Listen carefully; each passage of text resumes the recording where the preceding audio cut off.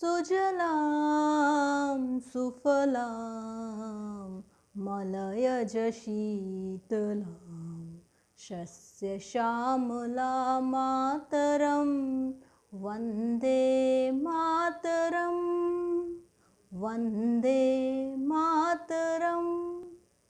Do you know the meaning of these lines? I am sure you do. And according to me, everyone should know the things which are of national importance.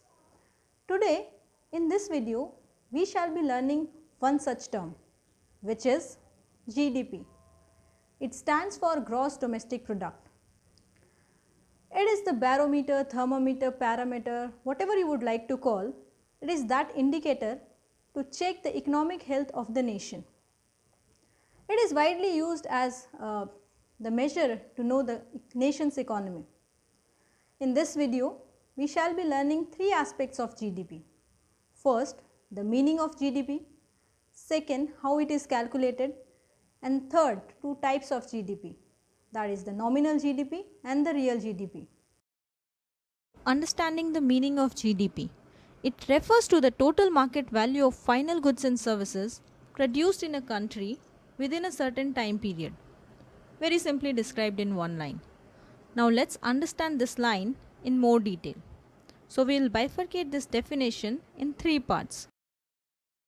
First, total market value of final goods and services. So here the word final is very important.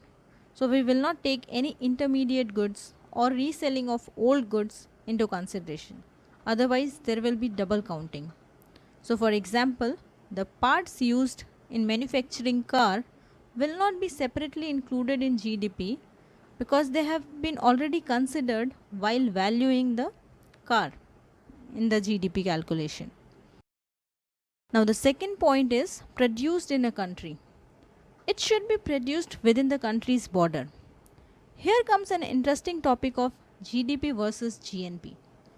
GDP is any goods and services produced in India, whether by an Indian citizen or foreign citizen.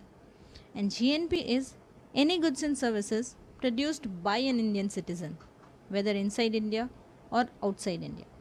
So here for our relevance, we simply need to focus if produced domestically within Indian borders, it will be a part of GDP.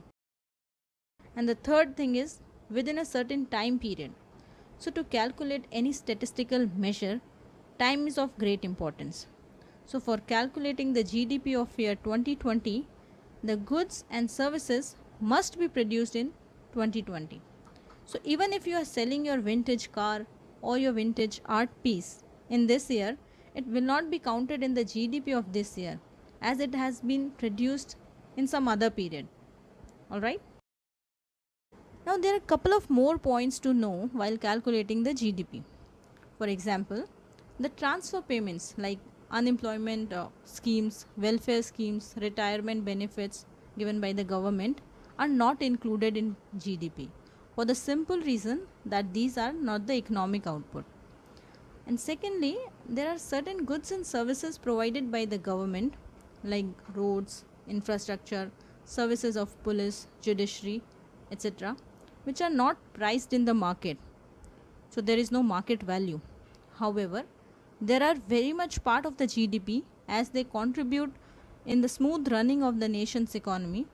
Therefore, these are valued at cost to the government while calculating the GDP.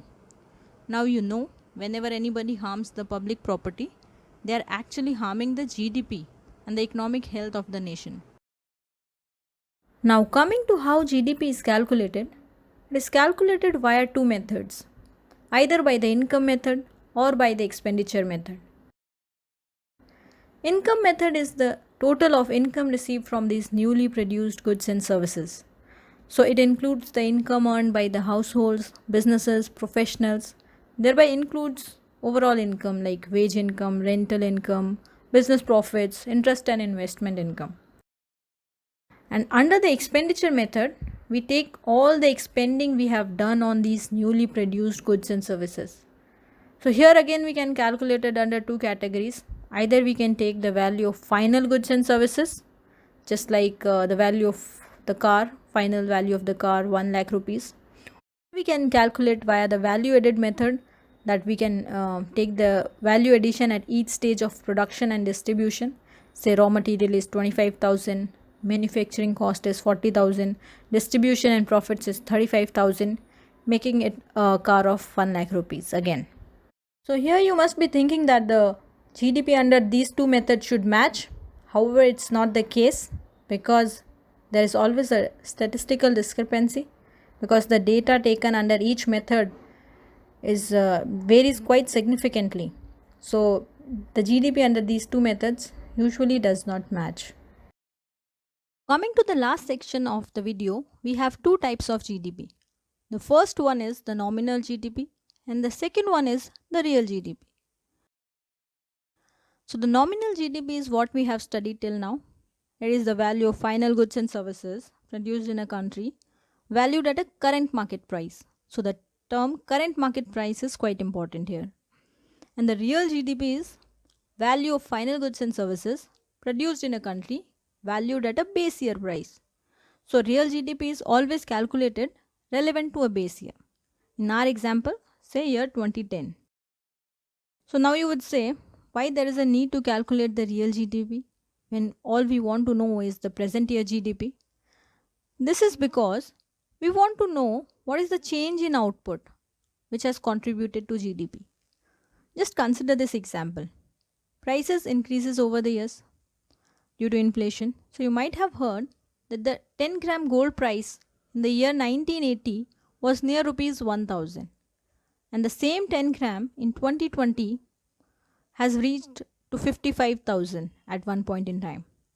So this does not show that the output has increased. It is the same 10 gram of gold.